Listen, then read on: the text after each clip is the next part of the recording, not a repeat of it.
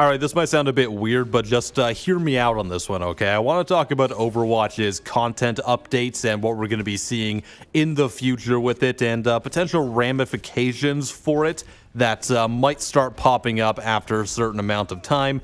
This might sound like a non-issue for a lot of people, but I'm just going to talk about it and kind of explain my reasonings and possible concerns about it. Not that I am that concerned, but it's something we need to definitely discuss before it starts to happen, if it were to start to happen. So briefly though, let's talk about the things that Blizzard has done with Overwatch since it released. They've released things like, of course, the seasonal events, you know, that add in new skins and stuff, as well as bigger content upgrades such as new heroes, new maps. We've seen Ana and Sombra, as well as Doomfist being the next one rumored to be added into the game. Of course, Oasis is the newest map that is currently in the PTR server.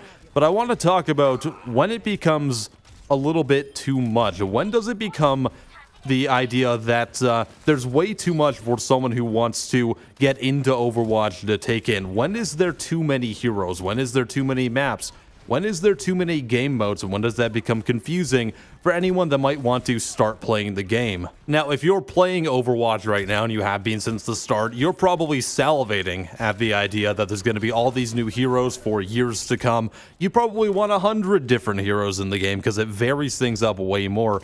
And for the most part, I would love to see that as well. However, there does come a time where there could potentially be way too much variety. You see that with a lot of MOBAs in general nowadays too. League of Legends, for example, is one game that has, over 100 heroes at this point. And what they do in that game to make it not way too hard for people to get into the game is they have rotations. So you have like 10 heroes that are free, then you can buy other heroes if you really want to play as any of those heroes at any given time. I don't think that's going to happen with Overwatch. I'm not convinced that they would ever put in like a pay to buy and play as these heroes all the time. Never going to be an issue. They're making enough money off their loot boxes, and Blizzard has enough cash as it is.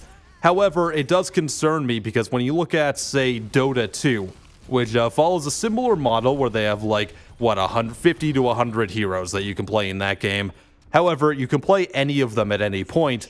That all of a sudden makes the game a lot harder for anyone to get into if they haven't played the game before. And that does make me a little bit worried for Overwatch, because you do need to get new players into that game over the years if it's going to continue to be successful. And I say this because I really like Overwatch. It's probably my favorite game of this year. It's one of the only things that's really kept my attention in recent years. I probably played this the most since Hearthstone came out and other games like that. So it does concern me a little bit that if we do see something like 30 extra heroes added in over the next couple of years, that, you know, it could become way harder for anyone who is interested in the game to learn it and learn all the different heroes, how to play them, but also how to react to the other ones that are in the game as well that you'd be playing against or with on your team. Now, are they going to add in 30 heroes over the next 2 years? No, but if this game does continue to be successful over the next 5 to 10 years, it could eventually get to that point. Do you think that's going to be a problem, though? It's something that I've been trying to wrestle with. Like, at that point, are there going to be that big influx of new players? Is the game going to be, say, a free-to-play model by then? What's going to happen? So it's looking to the future a little bit, but it is something that we do need to be aware of and kind of think about becoming eventually an issue. Right now, though, I think that until they get up to maybe 35 heroes, I think everything will be pretty much the same. You know, it'll be pretty easy to kind of gauge exactly what everyone's good at.